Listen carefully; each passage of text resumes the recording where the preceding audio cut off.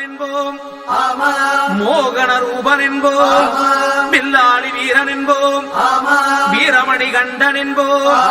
பந்தளராஜன் என்போம், பம்பாவாசன் என்போம், கலியுக வரதன் என்போம், காந்தமலை வாசன் என்போம், சத்குருநாதன் என்போம், சாந்த சரூபன் என்போம், ஆனந்த சித்தன் என்போம், ஹரிகர சுதன் என்போம், ஈசனுக்கு மகனாம்,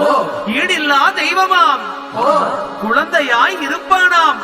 பக்தர் குறையை எல்லாம் தீர்ப்பானாம், ஏழைக்கு அருள்பவனாம், நம்ம குல சுவாமியாம். அப்படிப்பட்ட சுவாமி ரொம்ப சிறுசையா, ஆனா சக்தி ரொம்ப